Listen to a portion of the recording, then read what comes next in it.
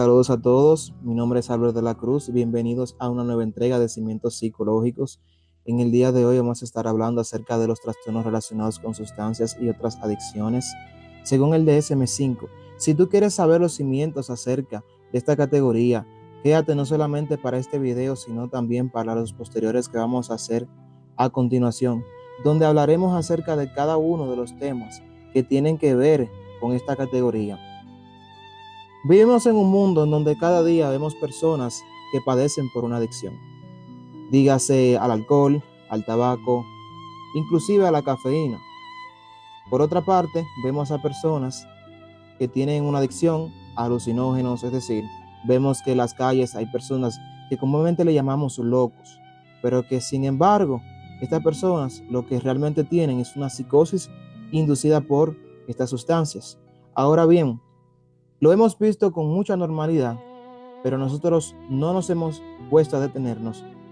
¿Qué hay detrás de todo esto? ¿Es un tema fácil como parece? ¿O tiene una complejidad que debe de ser estudiada a continuación? Bueno, lo cierto es que aunque este tema parezca fácil porque lo veamos día a día, esto no quiere decir que sea así, porque requiere una gran complejidad y por eso es que decidimos hacer esta serie de videos para que podamos entender más acerca de este tema.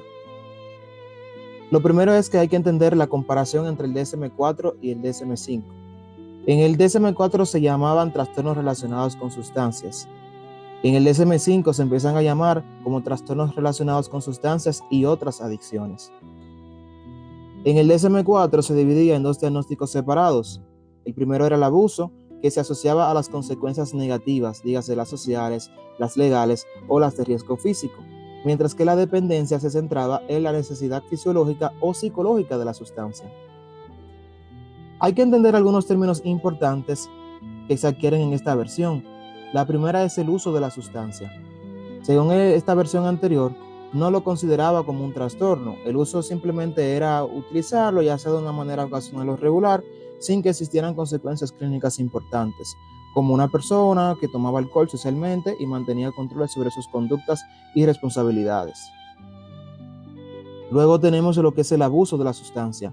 Es un patrón inadaptado de uso recurrente que se extiende sobre un periodo de 12 meses, lleva a un deterioro notable o angustia y continúa a pesar de los problemas sociales, ocupacionales, psicológicos y físicos. El DSM-4 versión revisada exigía que se cumpliera al menos uno de estos criterios durante 12 meses. Y resumiéndolo, eran así: cumplimiento de obligaciones, consumo en situaciones peligrosas, problemas sociales o interpersonales, y en rojo aquí resaltamos los problemas legales y recurrentes. Pongan esto en ojo porque veremos qué se hizo con ese criterio en el DSM-5 más adelante. Luego tenemos la dependencia, que comúnmente llamamos adicción, pero este término no es el más veraz, no es el más exacto para usar en la clínica. La dependencia en el DSM-4 era un patrón inadaptado de uso que se extendía en un periodo de 12 meses, es decir, un año, y estaba caracterizado por esfuerzos sin éxito de controlar el uso a pesar del conocimiento de los efectos dañinos. Tomar más sustancia de lo que se pretendía, tolerancia o abstinencia. La tolerancia es una disminución del efecto de una sustancia después de su uso repetido o la necesidad de consumir cantidades mayores para obtener el mismo efecto. Ahora con la abstinencia es el conjunto de síntomas que aparecen cuando una persona reduce o suspende el consumo después de usar la sustancia de manera prolongada. Los síntomas varían según la droga. Puede incluir ansiedad, temblor, sudoración, náuseas, irritabilidad, insomnio y convulsiones, en algunos casos graves. Y por último, en esta versión tenemos lo que se conoce como la intoxicación, que es el estado físico y mental inmediato que ocurre justo después de consumir la sustancia. Este es temporal, son los efectos que suceden cada vez que se consume la sustancia. Estos términos, cuando uno los lee por primera vez, suelen ser confusos y podemos inclusive creer que varios de ellos son iguales cuando no lo son. Si nosotros vamos a hacer una pequeña diferencia, vamos con el uso y el abuso. El uso se refiere al uso no dañino, mientras que el abuso, vemos aquí que tiene un criterio en específico y luego le siguen otros. Y el principal problema es con lo legal, con lo social, con lo ocupacional, con lo psicológico, etc. Ahora, la dependencia es más grave que el abuso, porque ya aquí entra lo que es la adicción, entra lo que es la tolerancia y entra también lo que es la abstinencia. Esta persona, por más que quiere dejarla, no lo voy a poder dejar porque ya está demasiado atada a lo que esa sustancia le ha producido en el cerebro. La tolerancia es simplemente, mientras más tú la consumes, ya tú no necesitas esa misma dosis, sino que tú tienes que aumentarla, tanto la frecuencia como inclusive la intensidad, para tú volver a sentir el mismo efecto que sentiste la misma vez. Así que no lo podemos confundir. La diferencia también entre la abstinencia y la intoxicación es que la intoxicación sucede después del consumo, son los efectos inmediatos que te ocurren a ti. Por eso es que es temporal, porque no todas las veces tú vas a estar consumiendo, por lo tanto, no todas las veces van a estar esos efectos que le siguen al consumo de esa sustancia. Mientras que la abstinencia se sucede cuando una persona ya quiere dejarlo y cuando dura ya un cierto tiempo, no lo puede dejar, entonces el cerebro empieza a reaccionar tanto fisiológica como psicológicamente con una serie de sintomologías. Estos síntomas, como podemos ver aquí a continuación, terminan afectando y haciendo que la persona tenga que volver a consumir para calmar esa ansiedad. Entonces vamos ahora con los cambios en el DSM-5. Aquí los cambios son muy grandes. Primero es que en el DSM-4 se dividía en dos diagnósticos separados, como vimos anteriormente. En el DSM-5, estos conceptos se fusionan en una única etiqueta, el trastorno por consumo de sustancias. Luego, en el punto número 2 tenemos que antes eran categorías separadas y ahora se consideran como un espectro continuo, lo que permite dar una mayor precisión a lo que es esta categoría de trastornos. Ajustes en los criterios diagnósticos. La lista total de síntomas pasó de los anteriores, 4 de abuso y 7 de dependencia, a una lista única de 11 criterios en el DSM-5, con 2 cambios muy importantes en los síntomas. Se eliminó el criterio de problemas legales recurrentes, que fue lo que vimos anteriormente, ya que se entendía que eso dependía mucho de las leyes locales y del contexto sociocultural, más que del estado clínico del paciente. Y también se añadió el criterio de craving, del inglés, que significa un deseo intenso por algo, es decir, ansia o necesidad urgente de consumir la sustancia. Y por último, el DSM-5 por primera vez añadió una adicción conductual, cosa que nunca había pasado en ningún manual del 2-TCM, ya que se encontraron, debido a las evidencias clínicas, a las evidencias científicas, que sí, que esta adicción activa los mismos sistemas de recompensa cerebrales que las drogas. Así que se incluye el juego patológico o ludopatía en esta categoría. Los trastornos relacionados con sustancias y trastornos adictivos en el DSM-5. Ahora vamos a pasar qué nos dice este manual acerca de los mismos. Los trastornos relacionados con sustancias y trastornos adictivos en el DSM-5 se dividen en 2 grupos. Están los trastornos por consumo de sustancias, es decir, los problemas con el consumo de la sustancia, y los trastornos inducidos por sustancias, es decir, el efecto que produce la sustancia.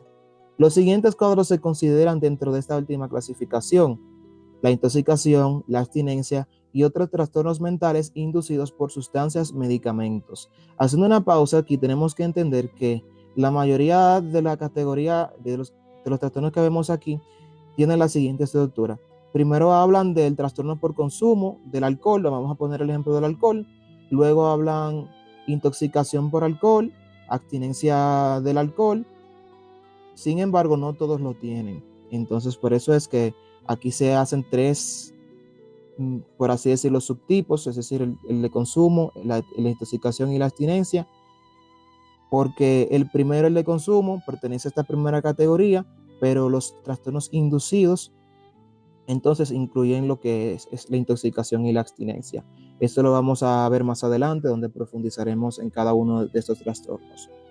Bueno, como seguimos aquí, los trastornos psicóticos, los bipolares, los trastornos depresivos, los de ansiedad, los trastornos obsesivos compulsivos y relacionados, los del sueño, las disfunciones sexuales, el delirium y los trastornos neurocognitivos pueden ser provocados por una sustancia o por un medicamento. Por eso es que en el DSM-5 vemos que al final de nosotros ver cada trastorno mental, hay una categoría que dice trastorno depresivo inducido por sustancias medicamentos, trastorno psicótico inducido por sustancias medicamentos. Esto se debe a que las sustancias pueden provocar estos trastornos que vemos a continuación, y por eso es que se profundizan más en cada una de esas secciones. La diferencia entre un trastorno inducido por sustancias y medicamentos y un trastorno psicótico, depresivo y bipolar no inducido por medicamentos es que en el trastorno bipolar original y en los demás originales no se necesita una sustancia para que se provoque, mientras que en los otros sí. Por eso es que después de remitirse la sustancia del organismo, estos síntomas pueden llegar a desaparecer. Ok, el DSM-5, siguiendo, nos engloba estas sustancias en 10 clases diferentes de drogas. Y aquí las vemos, está el alcohol, la cafeína, el cannabis, los alucinógenos, los inhalantes, los opiáceos, los sedantes, hipnóticos y ansiolíticos, los estimulantes, el tabaco y otras sustancias o sustancias desconocidas. Claro, porque no solamente tenemos estas, sino que también pueden existir más sustancias, así que se engloba en esta última categoría todas las demás. Entonces, si ustedes han hecho la siguiente pregunta, ok, tenemos estas sustancias, pero ¿dónde está la adicción al sexo, la adicción al ejercicio, la adicción a las compras, la adicción a los videojuegos? ¿Por qué estas no se incluyen en el DSM-5 como otras formas de adicción? Esto es debido a que no se han encontrado evidencia sólida, como en el caso de la ludopatía, de que esto active los mismos sistemas de recompensa que el de las drogas. Por eso es, entonces, que no se han añadido en el DSM-5 hasta la fecha. Luego tenemos el trastorno relacionado con sustancias, los mecanismos farmacológicos. Hay que mencionar que cada clase de droga produce la recompensa, son diferentes, aunque generalmente estas activan el sistema y producen sentimientos de placer denominados frecuentemente subidón. Asimismo, hay que señalar que hay individuos que tienen menores niveles de autocontrol. Estos reflejan disfunciones en los mecanismos de inhibición cerebral. Están más predispuestos a desarrollar trastornos por consumo de sustancias, lo que sugiere que en algunas personas se pueden evidenciar las raíces de estos trastornos a través de los comportamientos que se instauran con bastante anterioridad al propio consumo de la sustancia. Ok, hay personas que a diferencia de otras resisten menos, es decir, toman un trago y ya de repente tienen una predisposición mayor a desarrollar el trastorno por consumo de sustancias, o sea, no tienen, cuando se habla de inhibición, significa control, no tienen eso tan desarrollado y por lo tanto están más predispuestos a desarrollar uno de estos trastornos. Por eso es que cuando se evalúa a una persona con un trastorno mental, hay que entender que cada caso es diferente. Vamos a pasar con la primera clasificación, que es el trastorno por consumo de sustancias, que vemos aquí en el DSM-5. Hay que entender que tienen patrones generales, lo único que van a cambiar son ciertas cosas por cada trastorno, y eso lo vamos a ver en otros videos. La característica esencial de este trastorno por consumo de sustancia es la asociación de síntomas tanto cognitivos como comportamentales y fisiológicos que indican que la persona continúa consumiendo la sustancia a pesar de los problemas significativos relacionados con dicha sustancia. Esta categoría se aplica para todas las sustancias excepto para la cafeína, es decir, va a haber un trastorno por consumo de sustancia para el alcohol, para los alucinógenos, para el cannabis, para el tabaco, excepto para la cafeína. En algunas sustancias, estos síntomas son menos llamativos e incluso no se producen todos los síntomas, como es en el caso de la fenciclidina, que no se observa lo que es la abstinencia, ni tampoco en otros alucinógenos o en el de inhalantes. Vamos ahora con los criterios. Los criterios, o sea, este es el criterio A, que se divide en 11 síntomas, pero se agrupa en 4 clasificaciones. Los criterios del 1 al 4 tienen que ver con el control deficitario sobre el consumo de la sustancia. El criterio 1 establece que la persona consume grandes cantidades de sustancia o lo hace durante un tiempo más prolongado del previsto. El 2, la persona expresa deseos insistentes de dejar o de regular su consumo y relata múltiples esfuerzos fallidos por disminuir o abandonar este. El 3, la persona invierte una gran parte de su tiempo intentando conseguir la sustancia, consumiéndola o recuperándose de sus efectos. El 4, existe un deseo intenso de consumo manifestado por un ansia y una urgencia en cualquier momento, aunque es más probable que aparezca en aquellos ambientes en los que la persona ha conseguido o consumido la sustancia anteriormente. Luego, tenemos los criterios del 5 al 7 que tienen que ver con el deterioro social. En el 5 vemos el consumo recurrente de sustancias que puede conllevar el incumplimiento de los deberes fundamentales en los ámbitos doméstico, laboral o académico. Luego en el 6 tenemos que la persona podrá seguir consumiendo a pesar de tener problemas recurrentes o persistentes en la esfera social o interpersonal causados o exacerbados por los efectos del consumo. 7. Se reducen o abandonan importantes actividades sociales, ocupacionales o recreativas debido al consumo de sustancias. La persona puede descuidar o abandonar las actividades familiares y las aficiones a causa del consumo. La tercera clasificación de criterios en este criterio A es el consumo de riesgo de la sustancia. Criterios 8 y 9. El 8 establece que puede producirse un consumo recurrente de la sustancia, incluso en aquellas situaciones en las que ésta provoca un riesgo físico. Y el 9, la persona consume de forma continuada, a pesar de saber que padece un problema físico o psicológico recurrente o persistente que probablemente se puede originar o exacerbar por dicho consumo. El punto clave a la hora de valorar este criterio no es tanto la existencia del problema como el fracaso de la persona en evitar el consumo a pesar de las complicaciones que le provocan.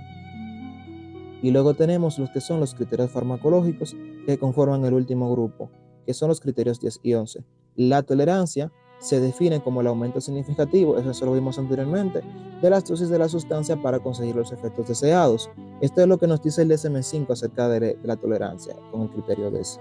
O como una reducción notable del efecto cuando se consume la dosis habitual. El grado en que se desarrolla la tolerancia varía en cada persona, además de para cada sustancia, e incluye una diversidad de efectos sobre el sistema nervioso central. Resulta de utilidad emplear pruebas de laboratorio. Unos niveles elevados de la sustancia en la sangre nos pueden ayudar, junto con una escasa evidencia de intoxicación, podrán indicar tolerancia. La abstinencia. Este es un síndrome que ocurre cuando disminuyen las concentraciones de la sustancia en la sangre o los tejidos en una persona que ha sido una gran consumidora de manera prolongada. Es probable que la persona consuma la sustancia para aliviar los síntomas que produce la abstinencia. Estos síntomas difieren enormemente según la clase de sustancia, por lo que se han descrito conjuntos de criterios diferentes para cada droga. En cuanto a la fenciclidina, otros alucinógenos y los inhalantes, no se ha descrito en los humanos la existencia de una abstinencia significativa tras su consumo repetido, por lo que este criterio no se incluye en estas sustancias. Ok, siguiendo. Vamos ahora a los trastornos inducidos por sustancias, que se diferencian de los que vimos anteriormente, porque estos tienen que ver con lo que vamos a ver a continuación. Primero, aquí se incluye lo que es la intoxicación, la abstinencia y el inducido por sustancias y medicamentos. En la intoxicación tenemos 3 criterios. El criterio A, la característica esencial se refiere al desarrollo de un síndrome específico irreversible debido a la ingesta reciente de la sustancia. Criterio B, los cambios significativos problemáticos a nivel comportamental o psicológico asociados a la intoxicación, la beligerancia, ejemplo también la debilidad emocional, se atribuyen a los efectos fisiológicos de la sustancia sobre el sistema nervioso central, los cuales se desarrollan durante o al poco tiempo tras el consumo. D. Los síntomas no son atribuibles a otra afección médica y no se explica mejor por otro trastorno mental. Esto es frecuente en las personas con un trastorno por consumo de sustancias, pero esto no quiere decir que todas las personas con este trastorno pero pueden aparecer en las personas sin dicho trastorno. Como vimos anteriormente, lo que estábamos viendo era el trastorno por consumo de sustancias. Lo que tenemos también que señalar, dar énfasis, es que cuando vamos a ver en el DSM-5, la única categoría que no incluye la intoxicación es la del tabaco. Aquí no existe, y también hay que entender que los cambios más frecuentes en la intoxicación conllevan alteraciones de la percepción, de la vigilia, de la atención, del pensamiento, del razonamiento, de la conducta psicomotora y del comportamiento interpersonal. Las intoxicaciones a corto plazo o agudas pueden presentarse con diferentes signos y síntomas que aquellas continuadas o crónicas. Por ejemplo, las dosis moderadas de cocaína pueden producir inicialmente sociabilidad, pero si esas dosis se ingieren durante días o semanas, puede aparecer el aislamiento social, es decir, lo opuesto a lo que ocurre a corto plazo. Fíjense cómo inclusive lo que tú consumes, dependiendo de la frecuencia, dependiendo de la duración, puede producir síntomas totalmente opuestos. Muchas de estas sustancias que no son necesariamente problemáticas pueden producir cambios fisiológicos o psicológicos. Por ejemplo, una persona que tiene una taquicardia debido al consumo de una sustancia presenta un efecto fisiológico. Sin embargo, si este es el único síntoma en ausencia de un comportamiento problemático, no se debería diagnosticar una intoxicación. Esta puede persistir más tiempo del que la sustancia es detectable en el cuerpo. Ese es otro punto. Y esto se debe a que la intoxicación tiene efectos permanentes sobre el sistema nervioso central, cuya recuperación lleva más tiempo que la eliminación de la sustancia. Por eso es que no solamente es eliminarla del cuerpo, sino que también puede perdurar más. Y esto nos habla acerca de los daños que ésta realiza sobre el organismo. Ahora vamos a ver acerca de lo que es la abstinencia y sus criterios en el DSM-5. La característica esencial es el desarrollo de cambios significativos y problemáticos comportamentales, junto con cambios fisiológicos y cognitivos debidos al cese o a la reducción del consumo prolongado y frecuente de la sustancia. Criterio C. El síndrome específico produce malestar o un deterioro clínicamente significativo en lo social, laboral u otras áreas importantes del funcionamiento. Y está el criterio D. Los síntomas no se pueden atribuir a ninguna otra afección médica y tampoco se explican mejor por otro trastorno mental. La abstinencia suele estar, aunque no siempre, asociada a un trastorno por consumo de sustancias.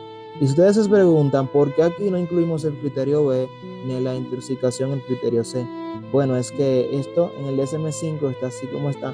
No los incluye porque va a variar por cada caso, dependiendo de la sustancia.